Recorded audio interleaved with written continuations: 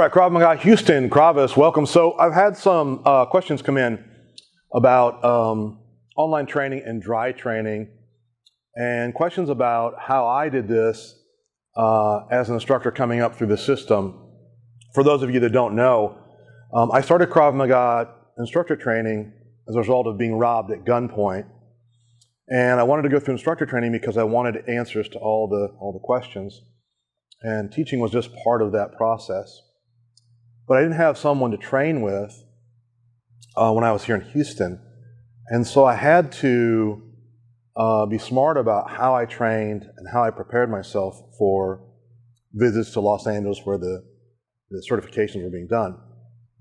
So as a primer to your online training, your dry work, and work you do by yourself, I want to give you some ideas I think will be really powerful for you. The first idea I want you to buy into is this. The first premise is that dry work is powerful. That working by folding into yourself and really creating a level of self-awareness that we don't have when we're interacting with others is powerful. It's not only powerful because it's different, and when it's different, when we do different things, we leverage different parts of ourselves in different paradigms to learn things, which is amazing. But one of the most important things to understand about dry training is the level of awareness about what you're doing goes up to an extent that is informative to you in a way that you probably haven't experienced before. So let's talk about dry training. The first thing we do when we're dry training, or I like to do, is I like to think about what it is I'm trying to achieve, right? So in this case, when I did dry training, I didn't have a video to look at. You do. So what I want you to do is I want you to prepare some time and space for yourself to train. Dedicate that time. Dedicate that space. Try to let it be uninterrupted. And when you do, I want you to watch the videos, no matter what level you're in or whether it's advanced training or level 1, I want you to watch the videos. I want you to watch the video all the way through. Then I want you to watch the video all the way through again and stop in different segments. As you're watching the video, I want you to have a notebook available beside you, and I want you to start journaling and taking notes about anything you see, any questions you have, and any key points you think are important for you. You're your best guide in this. You have to be your coach while you're getting instruction. Ultimately, you have to sail your ship in these waters, so to speak. And so one of the things you have to do is trust yourself. If you wholesale outsource your training and your coaching, you're making a mistake. The information is being delivered to you, but it's up to you to find the right way to learn it. You know yourself better than anybody else. So one of the things I want you to do is journal. So write the date, write the time, in your journal write the defense, and then write down anything that you think is an insight, any question you have, and I want you to run through that process 3 to 4 or up to 5 times. So watch the video once, maybe watch the video twice. In between watching, start making notes. Watch a section of the video and think. Close your eyes. What do I need to know? What do I want to know? And then write those things down. So once you've gone through a comprehensive sort of viewing of the video, I want you to make a plan for yourself. I want you to make a checklist in your journal. These are the things I want to achieve in doing this defense. Your checklist is very, very important, and it's something that should be written down.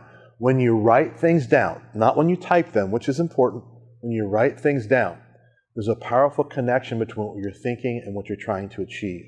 So if you can, use your written hand to write all this down. Okay? When you're done, I want you to pick a training area that's safe for you, and I want you to go through the process, either by breaking the techniques down or by going through the technique all at once, whatever you think is most important or whatever the video is guiding you to do. When you do that and you have insights or questions, write things down. Take a moment and write more things down. Right? Here's the way I actually do dry training. There are 2 methods I want you to do in both. The first method I used to use, and I still do when I dry train, is I'm thinking about, let's say, a gun being pointed at me. I take my gaze to a place outside of what I would see normally, Typically it's down and to the right. So I would look down on the right over here, and in my mind's eye, I would then see everything I needed to do in the defense by using my peripheral vision. So I'm looking here, but I'm seeing the attacker and the gun and everything that's happening out in front of me, right? And I do that so that I can see the whole picture the whole time. This kind of visualization is powerful, and it's something that I'm going to encourage you to do as you run through these videos. Take your gaze to a place where you actually are visualizing the attacker in front of you, and you're seeing everything through the use of your peripheral vision. Now, I don't know if you understand, and I'm not sure I clearly understand the power of that type of visualization, but I'm telling you, that type of visualization, that type of dry training will work for you if you put effort into it.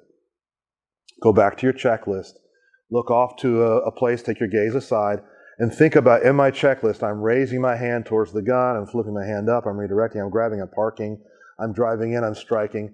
You can do this without moving, which is powerful, and then before you start moving. So do it as a visualization technique, and then do it by actually moving through the defense. If the video calls for you to do this 25 times, the 25 times are movement. You're queuing up of, or you're warming up of your mind and your senses would be the visualization without movement. That's one way to do this.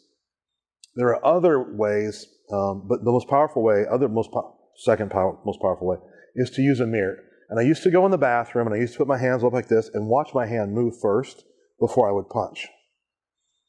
So, in one sense, you're creating almost a third-party view by using your gaze off to the right and down, or wherever you want to go, and your visualization. In the second technique, what you're really doing is observing yourself and not the person in front of you to confirm that the movement you're making is as optimal as it can be, right? So I want you to imagine you've done this. You've had a space and time to do your training. You have this online resource. It comes from over 100 years of collective instructor knowledge and training here at Krav Maga Houston.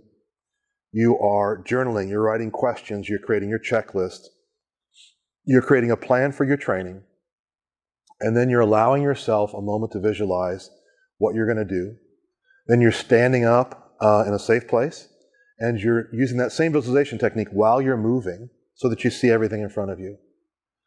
Then you're going in front of the mirror and you're doing additional reps to confirm that your physical movement is exactly what you want it to be. If you'll go through this process, I think you will not only benefit from it, but it will open up ways to learn and understand and move and process information that you've yet to tap into. So, I hope you take my word for it. I hope you put effort into this, because if you do this, I think you're going to have a powerful result.